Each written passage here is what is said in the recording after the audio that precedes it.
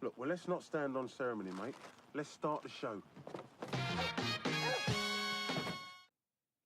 All right, and welcome to another episode of 710 Squared TV.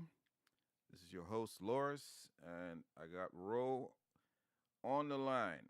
How you doing, Ro? I'm well. How you doing today? Doing all right. What's going on?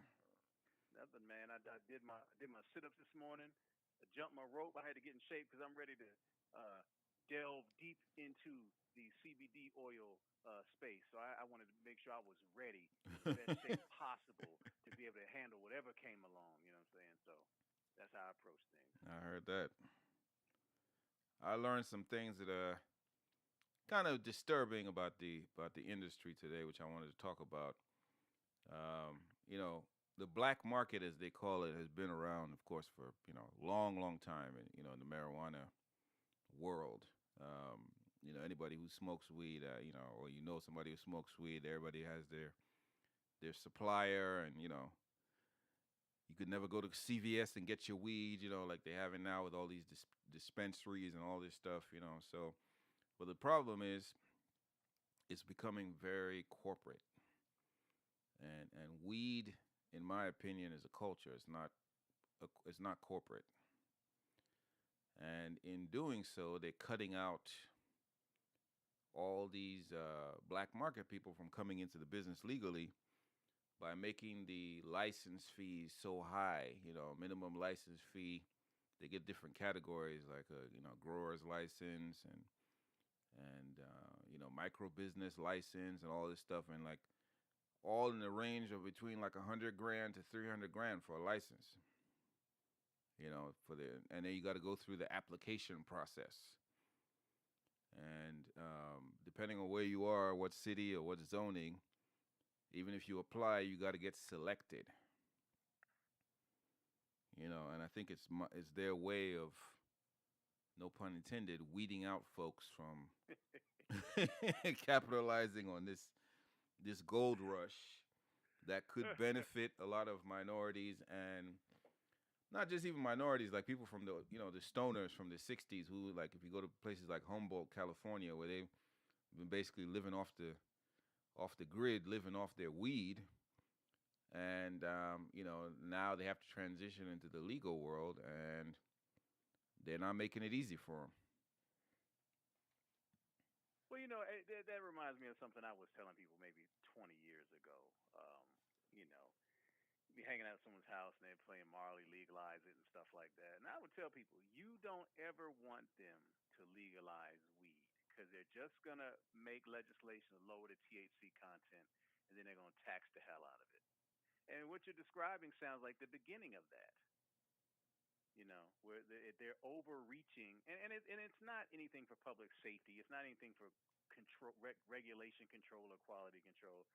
It's just control of resources, and to make sure that you can keep people pinned down so they're not your competition, and not really competition for the sake of wealth or prosperity, but the competition for power. Yeah, because this is gonna empower a lot of people who go, when you think, like, just even in the black community and the Latino community, and there's a lot of people that were locked up, some even for life, for possession of weed, not even for selling it, but just for possession. Under the three strikes law. Yeah. And I think a lot of those convictions should be overturned. And because how can you have people locked up, and then now you have Captain Corporate getting into it now, talking about, hey, we're talking about the benefits of sour diesel strain of weed, which is a energetic sativa. And I literally saw a video like that on YouTube where they were talking about it like they were talking about some new strain of penicillin. I mean, it was that corporatized. And they had people, the video, the image with people running through fields. And, if you take this has a lemony type of smell, which is kind of gives you the sour part. And, this has been very popular on the East Coast. And here's all the different names for it. They sometimes call it that sour. And, you're hearing people like try to use colloquial slang, speaking proper English, it just did not gel. It just sounded so fake. Yeah. And I wonder who their target demographic is, because anybody who's hip on what all that is ain't going to a pharmaceutical company for their stuff. And like you said, weed is a culture, and part of that culture is community and communing with people of that same mindset, spiritually and politically. So for someone, to try to corporatize it, I don't think they've studied the people the demographic they're trying to reach very well, because corporations is almost the antithesis of marijuana culture. Yeah, because I can't remember what it was I was watching. I was watching a show yesterday, and the guy was saying he doesn't like dispensaries, and I said, and the person said why? He said, well, they've distilled it, and it's all sterile, and I like going to a weed shop that's like a record store. It's like, and the guy back there knows what my favorite records are. In this case, what my favorite strains of weed are. Hey, you heard this new CD? You tried this new strain of weed? He's like, you go to a dispensary, it's like going to CVS. And it's like, I don't want to go to CVS for my weed. And it was just interesting to hear him say that. And this guy is actually, I think his name was NJ Weed Guy. And he actually got raided in Jersey for something he shouldn't have been raided for. And he was basically complaining, that they're trying to muscle out the minorities, from this industry, because he was able to beat the case because legally he was in compliance, but that still didn't stop them from raiding his place of business. Yeah, and stuff like that is used as a warning. They know that case isn't going to stick, but by the time they trash your place and scare the hell out of you and have your neighbors watch you be handcuffed and led to a vehicle and have you overnight or for however long they had them detained, they know that for the average person, that's going to make you reconsider everything you're doing. And a lot of times that's all it really takes to get rid of the competition. But I think that's a shame, though, that you've suffered all these years, gone to jail, the stigma of it, and then now you can finally do it legally and earn, a decent, well, more above average living, and corporate America has jumped in, and they're trying to basically corporatize it by having all these regulations. I mean, some of these regulations, are crazy. Like, they were talking about a regulatory assessment fee that you got to pay if you're a grower, depending if you're a Class A grower or you're a Class C grower, and that fee is 10 grand just for the assessment fee. Well, what they're doing with this emerging market is the same thing they've done with the food industry. If you want to get FDA approval, you're looking at a similar paradigm. If you make chocolate chip cookies and you want to sell chocolate chip cookies, seems like it's cut and dry, but they've done this, once again to control who can enter the space. And this is America. This is not a singular occurrence, and it's not the first time it's happened. I mean, when you go back to the 1800s in rural America, and families owned homesteads and farms, and they farmed and brought their food to market, around about the 1870s or 80s, maybe even 1890s, corporations from back out east were strong arming people into selling their land, but to stay on and farm crops so that they can control our agriculture. And it was much the same tactics, but back then they might have had a posse or some jayhawkers or some rustlers to come set fire to your barn and harass you. Now they have law enforcement. It's just a 21st century version of the same old song, so to speak. Mm-hmm. But the one thing I take solace in is I look back at Prohibition, where, I mean, what's more American than alcohol, right? Well, Whiskey. But beer, whiskey, all that stuff. What's more American than alcohol? Well, we endured Prohibition. So something was legal, then they prohibited it, and then Prohibition. After the Roaring '20s and gangsters and gunfights and that whole period in American history. It's funny because Al they try to act Capone. like yeah, well, it's funny because they try to act like the violence in Chicago now was the first time that's ever happened. Nah, it's kind of history of that city. A long, proud tradition of violence. Right. The Valentine Day massacre. Right. So don't run these headlines by me and paint a particular demographic with the jacket of violence. But to flash forward to the end of Prohibition, and then there was a time when you can advertise liquor on television. Now you can again, which is interesting to me. Yeah. But now you have microbrews, which people are making beer in their homes or small facilities, and they're selling them in local stores.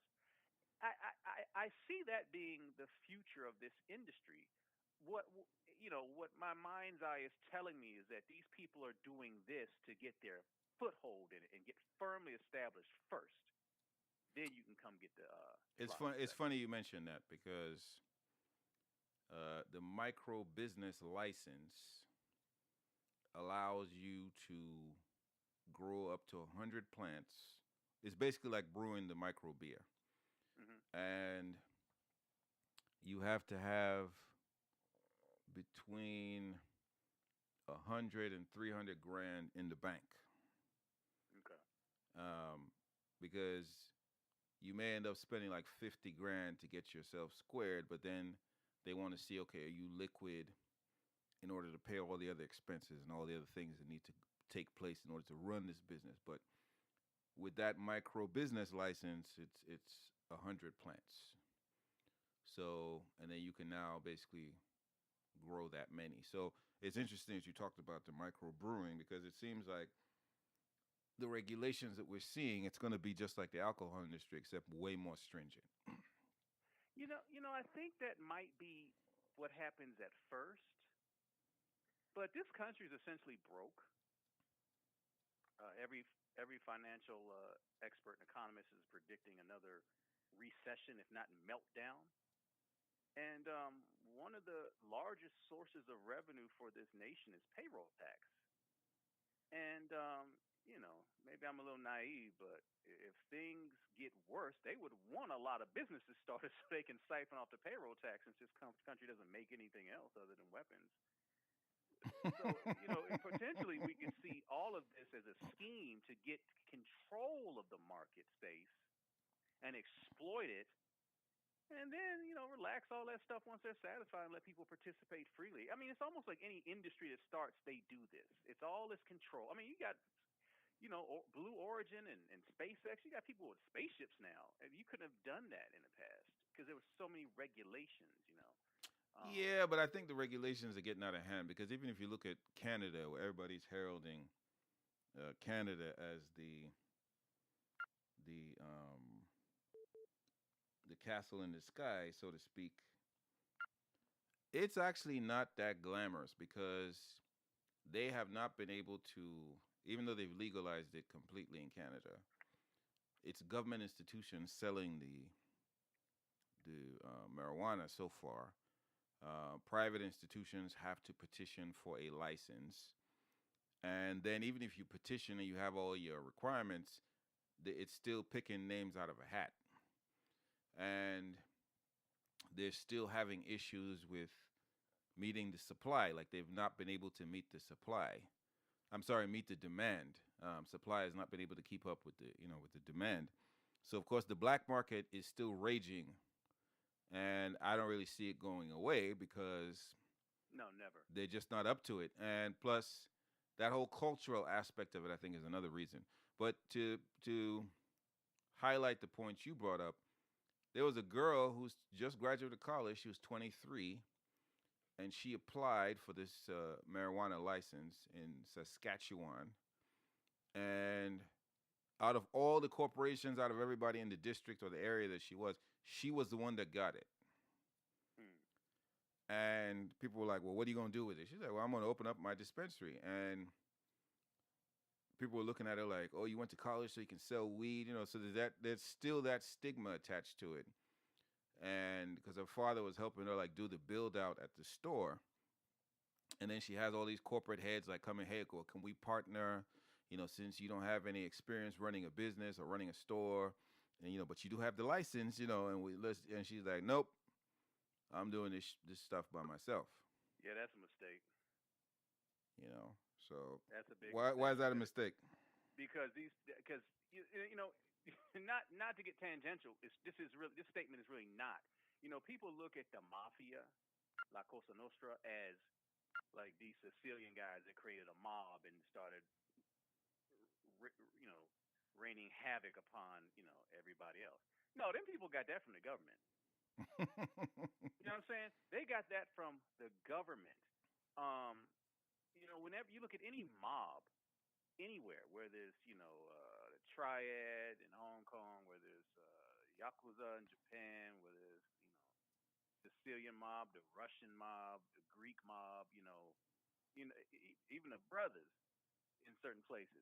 They just did what the government was doing to them better. So they took like a conventional warfare model.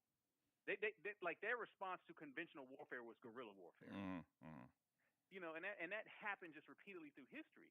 And so one thing I know, when they come knocking like that, you gonna give them a piece, or they're gonna find a way to get rid of you soon. And she might have wanted to sit at the table and be like, look, I know you want a piece of the pie, but let's make this good for everybody, and let them have a piece. Because if you check up on her in 6 months, she ain't gonna be there. and that's the streets telling me that, Jack. You know what I'm saying? It's That is just hilarious. I understand how this works. They did, that happened in Tulsa, Oklahoma. Black folks who set up that city were doing so well. Black Wall Street. International community, other countries wanted to come do business with them, and the United States federal government said, hey, we'd like to work with you. And they were like, nah, you owned us 15, 20 years ago. We want to kind of not deal with you for a little bit. The 300 years was a monster. We're gonna leave you alone for a bit, and they were gone. So whenever they come knocking, you need to break bread with them, you need to consider the price of doing business. Not that someone's infringing upon your dream, someone's gonna stop you from making money. It's all I drove around today. I have to have car insurance to do that. It don't sound right, and it isn't. But sometimes you got to pay the cost of doing business, and they might have a young lady out of business soon if she didn't want to cut them in. They have inexhaustible resources to drag you through court or have somebody burn your place down or even lay hands on you. So I just thought I'd put that in there. Yeah, well, it's probably not going to be through court. It's going to be probably some dirty, underhanded attempts.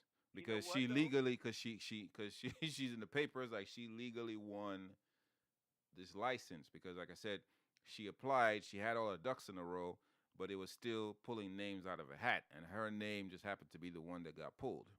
You know what, though? They could arrest her. They could pull her over tomorrow and say she popped dirt in a DUI that jeopardizes her license. They could say she was out of compliance with something and get her. I mean, when you have a huge bank account, there's a million ways to get you. Yeah. And legally is actually the best way because it's legally.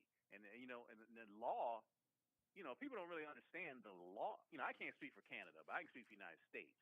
The law in the United States is actually a secret society. Everybody's worried about the Illuminati. You got to be worried about these district attorneys and prosecutors because that's a secret society. They have their own language. You have Black's Law Dictionary 5th edition. The thing is thicker than 4 phone books. They're on their own program, and they can do what they need to do to get the effect they want. Mm-hmm. So, not to beat the dead horse, but they can get hurt any way they want. And I think being young and idealistic and not having nobody that's really gamed up in her corner to tell her, listen, these folks ain't going away. What you got is $1 million ticket. You got that Willy Wonka golden ticket thing, man. You need to give them a piece of that. And if she, like I said, if she was gamed up and had some smart folks around her, they could have turned that little meeting into way more money than a dispensary could produce. They could have really given her a nice career path just for letting them in. So. Well, I think she still has that opportunity because again, she's the only one, I think, in that area who got approved. And she might start building out things, and she might, when she opens the business, I think the business opens sometime this year because she has a deadline to build everything out. she might realize, this is maybe a lot more harder work, and they might come in and say, okay, hey, well, we can do this, this, this, this. You partner with us, and we get a percentage. And so who knows? She might. Well, I'll pray for her. Poor thing. Yeah. But isn't that crazy though? A 23-year-old beats everybody, all these corporations, all these other people with money. And what is the criteria to even get it? I mean, how would she? Was it a lottery? Is it a fair right? Well, like I said, you have to pay the fees. You have to have all your ducks in a row. Like here in the States, I don't know what the process is in Canada, but like in states like Michigan, the process takes 36 months, and they want to see all your bank statements for that time, and then they want to see all your financial records that are not necessarily tied with the account that's going to be associated with the application. And so there are all these things that they do, in terms of the process. And that's just, Michigan. I mean, you go to Colorado, you go to all these different places, the process is different. Then you got to deal with the municipalities because the zoning, okay, how many dispensaries, like in California, they had something they did which was really tricky, where they had all these dispensaries. That's why you always hear about these new things popping up: prop this, prop that, measure this, measure one, prop 2, prop 10. Basically, they said to all the dispensaries that were popping up, they were like, you need to register with the city of Los Angeles to be able to function here. And a lot of the dispensary owners were like, oh, y'all trying to set us up or whatever, so they didn't. And maybe out of, let's say there were 50 dispensaries, only like 10 actually signed up. And then the city passed the law, and then only the 10 that signed up were allowed to function. Everybody else had to close because they didn't want that many dispensaries in the city. So that's what I'm saying. It's very much becoming like a, old boys club, where it's, if you're not willing to politic with the mayor and the municipalities, and, or unless you like old girl where you were lucky to be the lucky one that drew the golden ticket, you're not getting in. Well, that brings me back to you mentioned the black market earlier. I got some folks up in Detroit, and there's dispensaries popping up everywhere over there. And they have this sign they put on the establishment is this eerie green cross, like the Red Cross but green. I've heard it's very disturbing to see that being used to represent a dispensary, but that you would think that sort of thing would cut out the black market drug trade, and it really hasn't, because the stuff in a dispensary isn't as good as the stuff on the street. Mm-hmm. And I've heard a certain organization south of our border said, well, since y'all can get it legally now, we're going to dust our product with something a little stronger to keep you coming back to us. And so it's unfortunate that they're over-regulating this thing for the sake of, greed and money, because they really could have eliminated a black market. But I think they're almost gonna cause a resurgence that way. I don't think they're gonna solve anything. And what this, the old saying is, the streets is talking. If I know, man got the good weed around the corner, and the dispensary is bull jobbing, I'm not really messing with the dispensary. Yeah, because if the guy was talking about NJ Weed guy, he was saying the same thing. He said y'all are ensuring that the black market is not going to disappear. He said because y'all are trying to cut us out. He's like, we've been in this. He's like, I've been in this industry for 25 years. He was like, before we even dreamed of it ever being legal. He's like, and y'all not just going to cut me out. He said, so I've tried. I'm going the legal route. He's like, but when they seized everything, or when they thought they shut me down, he's like, I just went back underground. And a story like that shows you that the folks in charge aren't concerned with the fair and righteous governing of No, the people no, in the cities and the no. states. They're just because I don't know how you let an entire automotive industry that employs tens of thousands of people leave Detroit and not expect to have a problem. And I wouldn't allow them to take that industry elsewhere unless they put something to replace it. And so if there's a lot of problems in this country that could be resolved in 20 minutes. And if you have people trying to make money in the drug trade illegally, and you've decided to decriminalize or even legalize it to some extent, why wouldn't you have a community outreach for those people who are obviously the subject matter experts and bring them in? I like that. You know, The subject I mean, matter obviously these experts. people know more about it than you do. Hell, hire them for your marketing so you could have better commercials than that dry shit you just described earlier. You know what I'm saying? Yeah. It's just part and parcel of the problem. You got people looking for opportunities, and simultaneously you have people trying to remove opportunities from them. And Yeah. it's keeping this paradigm of people who are struggling and people who are pointing the finger at them, so while simultaneously building a new prison. Yeah, because All sarcasm intended. yeah, because even with the black market, I mean, remember we talked about those grow houses that people are selling, grow rooms people are selling in DC with the houses, like the contractors and the developers are building houses with grow rooms because according to the law, you can grow up to 12 plants at your house as long as you're not selling the plants. But you can gift the plants or you can gift the fruits of the plant, which is interesting. And they were talking about how if you're a marijuana chef, because they got all these tinctures now that create all these great flavors that you can put in, that smell good and you can put in food. And they were saying if you're a marijuana chef and you invite some folks over to your house for dinner, and as long as it's presented in you're there for a party and everybody gets high or whatever, it's fine. There's no real liability. But if you're like, okay, I'm going to go cater an event or something, or I'm providing a catering service with marijuana, then all of a sudden now, it starts to get into you need a license and, all these regulations and criteria need to be met.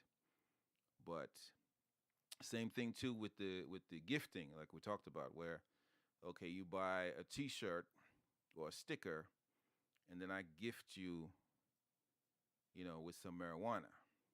Just to say thank you. Yes, just to say thank you.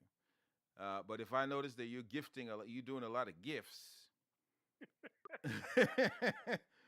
which you again have to also prove, then now it starts to go into, okay, well, this is a business. This is not personal use anymore. The 12 plant rule kind of goes out the window. The personal use freedoms that you have kind of go out the window, which again makes things very interesting.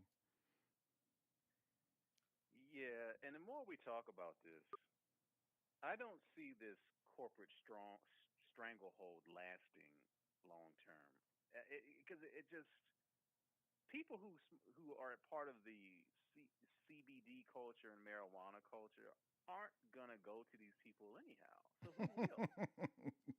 I just think it's a grave miscalculation.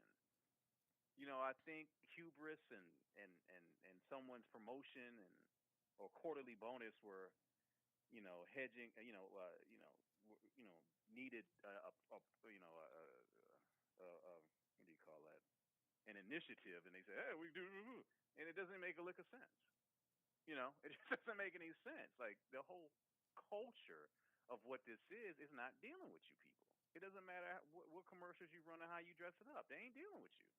And so, they can, I don't know. I got this inner voice that's just telling me they can do all this now, but 2 years from now is going to be a very different But you see, landscape. the corporatizing is real because No, I'm not saying there's it's a not real. company. No. I'm not saying you're not saying that, but I'm just trying to piggyback off of what you were just saying about, okay, who's going to be patronizing these people. They've seen when you have there's a company in Canada that's a grower, and they have I think like 20,000 square feet indoors growing marijuana, like mass producing marijuana. And one of their new customers was Novartis Pharmaceuticals. And so they're like, okay, we're supplying dispensaries, we're supplying the up and coming companies, marijuana, cannabis business or cannabusiness companies. And we're also in talks, and we've already signed a deal with Novartis, and we know other pharmaceuticals are going to be coming into the mix. And again, they're going to need a big supply because they want to start peddling their marijuana products. So you start to now see that, okay, maybe, Joe Blow's been smoking his Cali Kush all this time. He might not go to the dispensary. He might say, okay, I'm just going to stick with the black market. But the corporate heads, where they're making millions and billions of dollars of product, they need a supply chain. So you kind of see the big picture of why corporatizing this, and with some of these people, the way they're thinking and the way they're taking it, you kind of see. And again, it's still in its infancy, so we're talking like 5-10 years from now, when this thing really starts to take shape. You know what I mean? Yeah.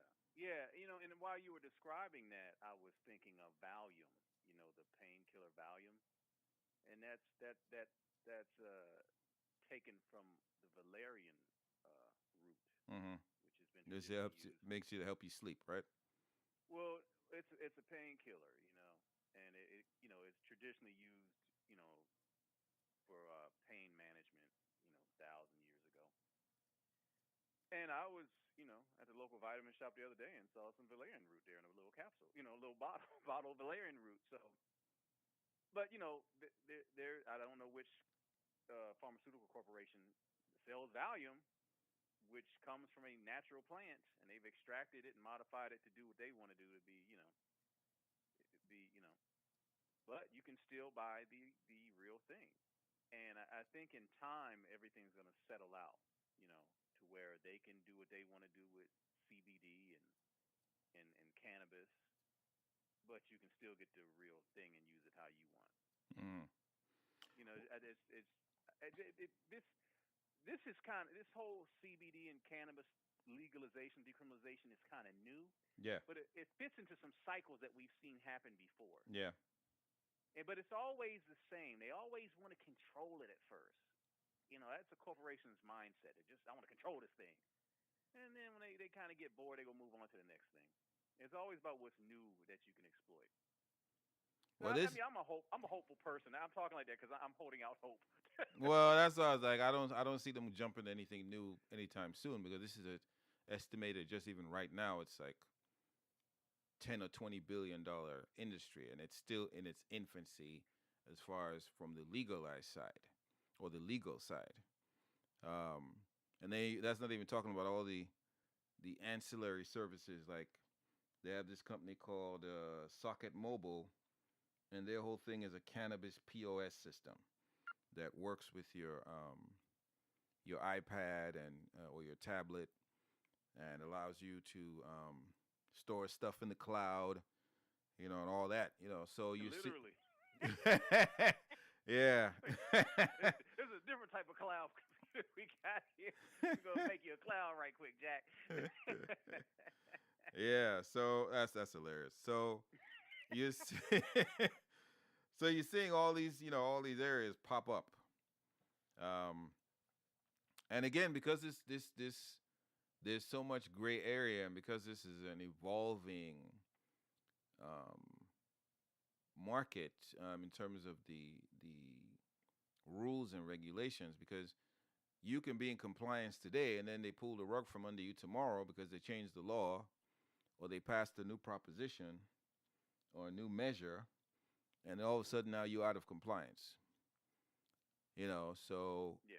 it's the lawyers are definitely making a lot of money, you know, coming into this because all the paperwork. I mean, I was even hearing about like landlords, like you can't just go to a guy that has a building and be like, okay, well, your building's vacant. I want to put this here.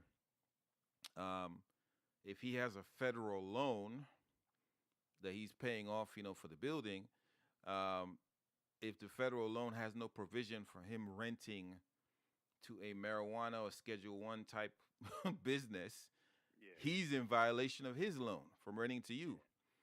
So there's so many nuances and so many things that are just complicating the hell out of this industry in terms of people getting in. That's why I'm saying I think they're doing it deliberately to cut out the everybody getting in. But the good thing is that there are other areas to get in. Not everybody has to be a grower or a dispensary.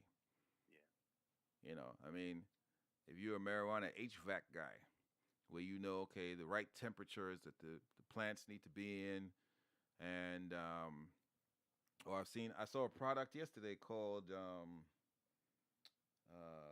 Boost, and it's like like when you buy flaxseed, those little moisture packets they have in there that keep the Mm-hmm. yeah, they had something like that for they had something like that for the marijuana. It was called it was a Boost pack or something, and you stick it in there and it prevents the buds from growing moldy and erases all the moisture.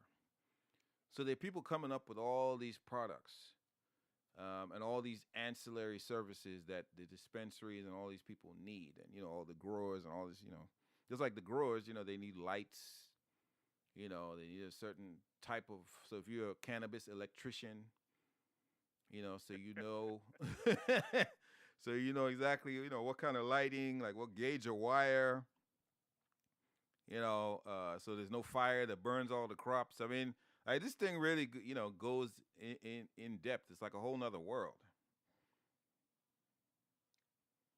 Yeah. Yeah,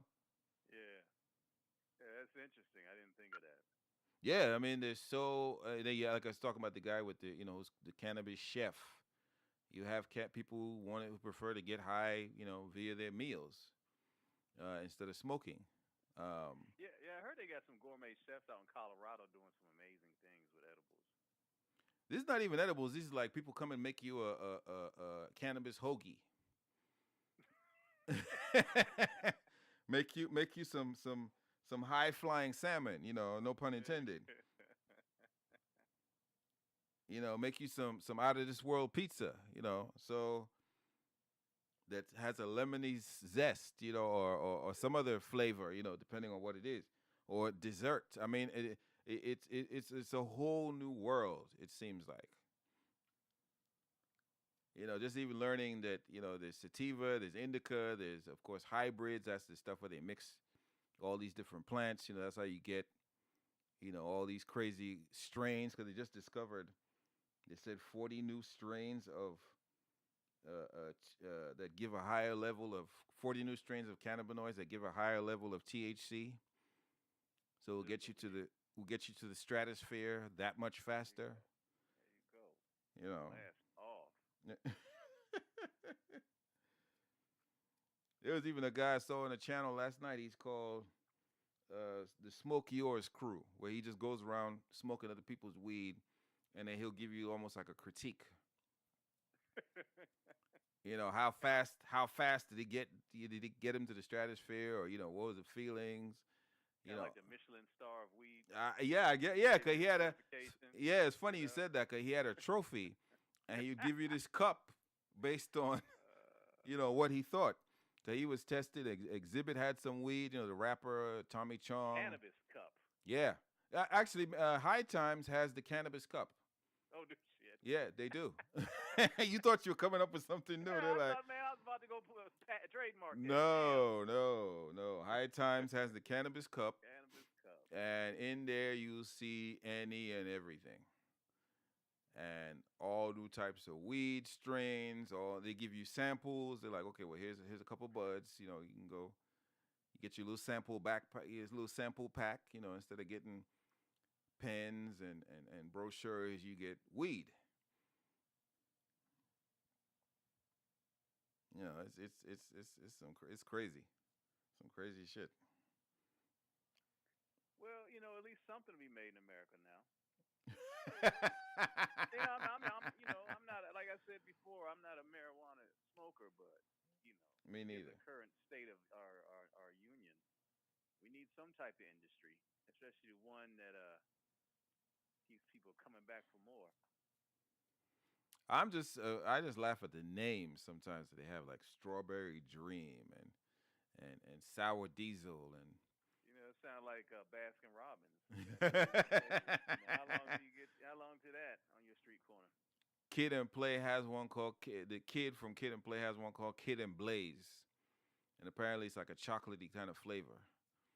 I'm glad to hear that because he was trying to be a comedian for a while.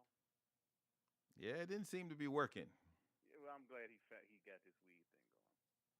because he had his corporate gig with, if you could call it that, with on HBO with Bill Maher's show. Because he was one of the people I think who did the music, and he was in the, behind the scenes corporate people. He's been doing that for years. But him and Bill Maher are also weed smoke buddies. Yeah, I saw him. I saw some of his stand up, and then he went and hung out with Bill. So I'm glad he found something else to do. Yeah, but the names are just crazy. Like Redman has a song where he redid Usher's "Good Kisser," same beat, same everything, and he's talking about weed. And he's he's he's dissing other people's suppliers, and he's like he loves the sour diesel. I think that's his favorite strain of weed. And he said, "No bud gets me high like you," stuff like that. I mean, just crazy, crazy stuff. Then of course you go to Cali, it's Kush. Like Snoop talks about Mount Kushmore, and they were saying how the East Coast is the sour and Cali is the Kush, and Cali always had more weed or more varieties and strains of weed than the East Coast. The East Coast was always like the sour diesel or some sour something. Well, I don't know, man, because the East Coast always had skunk. There's been some stuff on the East Coast that was, you know, they've had several varieties over the years. I've walked through clouds of it. So, and we got a large Caribbean population on the East Coast, so they not gonna go without their stuff. Yeah. I'm sure. I mean, it's just like I said, it's just interesting the names and then just the amount of strains that they have, and how each strain does something different, Yeah. and all come from them blending different plants together. Which, incidentally, blending species is how we got pit bulls and killer bees. But Well, Africanized bees. No, well, no, that's bullshit. Why aren't they Europeanized? Yeah. You know what I'm saying? Because the truth was, the African bees produce more honey, but the European bees were more docile. Yeah, not only So that, the African bee was out of, let's say they blended like 4 to 6 bees. All the bees except for one species would be the African bee, and then the rest would be all the European bees.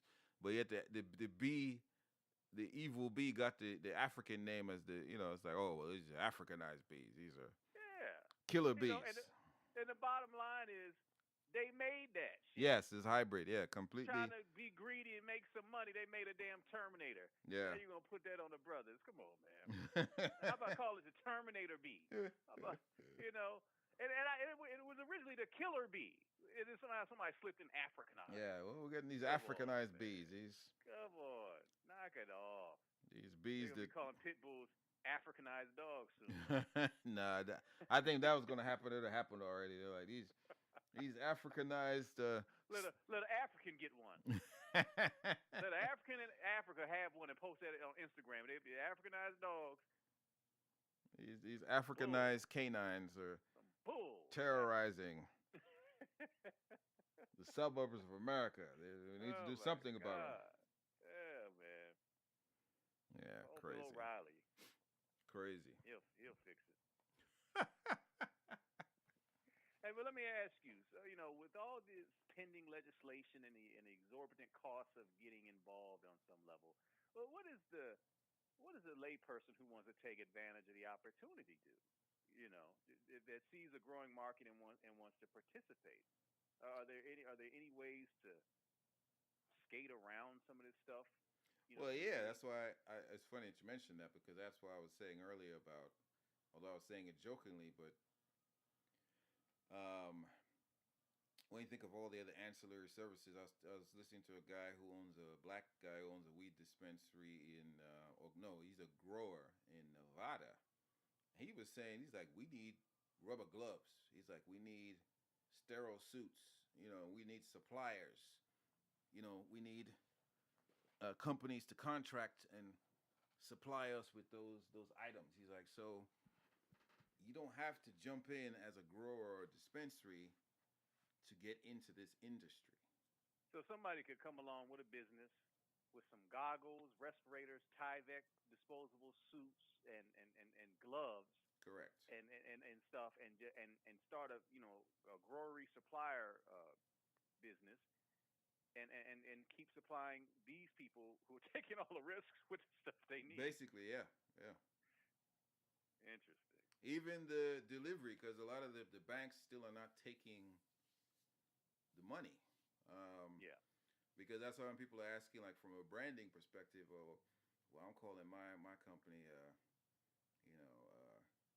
cannabis, canna growers or something, and then the bank sees that in when you taking in your application to open a corporate business bank account, they're like, oh, is this a cannabis business? They're like, yeah, we're good. We're not gonna open your account.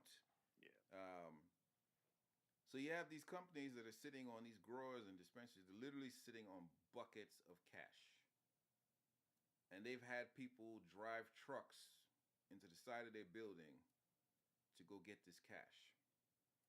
So you Well, have there's another line of work because I saw a news story several years back where a lot of veterans are getting out of the military and being gun truck crews to drive this marijuana money to the correct, safe house. correct. That's what I was about to say. They're having So any veterans, you need some work. Get you about 3 Suburbans, and some nice outfits.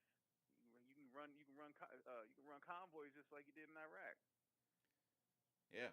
So and then also these same veterans or security people providing security at the facilities. Yeah. Whether it's behind the scenes security, cameras, actual physical security, armed security, in the front, in the back, transportation people, like you just talked about, transporting the money from A to B, houses or companies that, okay, well, we just store the money. There's a company called, I think it's called QuickPay, which they're becoming the PayPal of the canna industry, where they store your money, and then you, the dispenser, you have an account like a PayPal account or a QuickPay account, and the user also has an account. So when he shows up to buy his weed, he just beeps his card or whatever, and the money's transferred over. So there's no hassle of, okay, well, I gotta count this cash. I gotta go buy a money counter. I gotta count this cash. I gotta put it in a safe. I gotta decide, okay, where am I gonna put it? Which creates more liability for the business because you have all this cash sitting around, and everything is just done electronically, and your cash is stored at a site like QuickPay. So there's so many other businesses. Like I said, the chefs. If you're a chef, cooking with marijuana, especially with all these flavors and tinctures and stuff they have now, aromas they have now, marijuana aromatherapy, marijuana massage, sex products. Wait, marijuana massage. Yeah, they're making these massage oils that have THC, so you're getting high while they're massaging you with the THC oil and. Man, that sounds like a lawsuit waiting to happen. I gave consent, but I was high. I didn't want that happy ending. Again, that's what I'm saying. So, because even with the edibles and all that stuff, there has to be you having regulation again, which they still haven't really ironed out for, well, how many drops of this stuff is being put into each edible, and how much is a safe amount to consume. Like if I just consumed the whole bag, like what in space of 24 hours, what would happen? That's why that also that labeling from a branding perspective, that labeling and packaging is also coming into play because the child safety packaging, child safety labeling, the dosage, all that stuff, the safe dosage. Because if a child goes in, you leave you high on your couch, and you fell asleep with the bag on you, and your kid comes like, oh, gummies, and he decides to eat the rest of the bag, and then he's high too. CPC is going to be giving you a call or a visit, and that's a problem. So, but again, all this stuff, the laws are just changing. Like I said, there are all these props, there are all these measures, everything's just coming out, and so it's still very much the wild wild west. But like I said, the HVAC, the security, the chefs, delivery. So if you like, okay, you decide, okay, I'm gonna just stay in the medical side of things. You have people who can't leave their house because they're just they're disabled. Maybe it's a veteran, maybe it's an elderly person, but they need their CBD. So you have a delivery service that with a little app or something, and they order, and the driver goes to the dispensary, picks up the CBD, everything's paid for, and then you deliver it to the client or to the patient. So there's so many. All that weed on wheels. Exactly. Hey, that's my idea. Don't nobody take that one. That's me. I'll give y'all something else next show. That's I like mine. that. I'm doing that. Weed on wheels. Yeah, leave my stuff. That's mine, everybody. I'll give y'all something else next show. Yeah.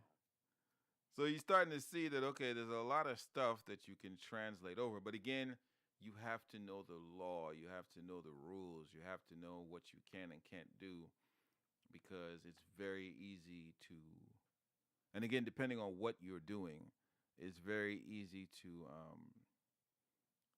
have a misstep, a legal one. Yeah.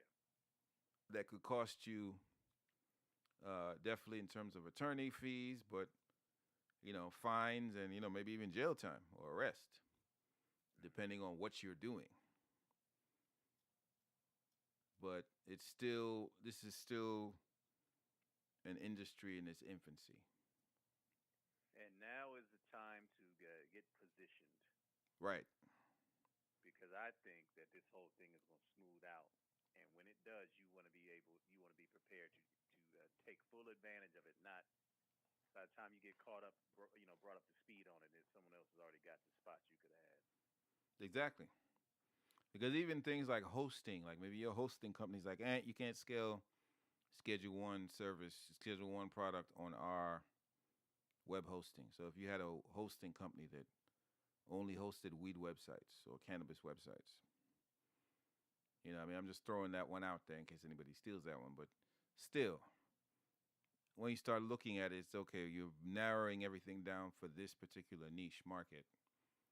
The possibilities are endless. But again, you can't just jump into this. You have to know. You have to have done some serious research, and as you do the research, you have to work with professionals who know what they're talking about, because you realize that this rabbit hole goes very, very, very deep. And this is not for the faint of heart or this, those who are skittish or whatever. This is probably not the industry for you. At this point. Yeah. Because the next 4 years could be very different. Yeah. The next 4 years, I think it'd be very different, because they'd have ironed out a lot of the wrinkles. But as the old saying goes, nothing ventured, nothing gained. Exactly. So we're getting near time, getting ready to wrap this up. So, any questions or things that came to mind that you want to address?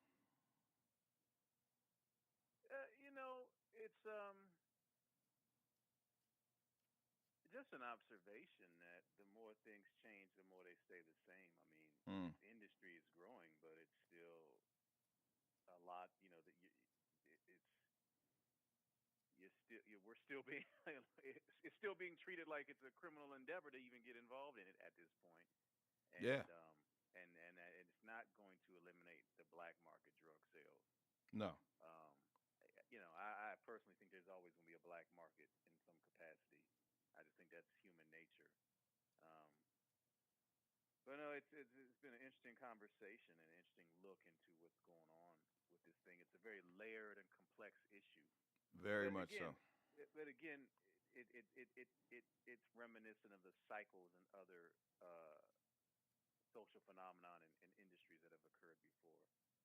So I just think if everyone keeps their wits about them and tunes in to 710 squared and stays abreast of the issue, that as things develop and change, there'll be some fantastic opportunities to take full advantage of.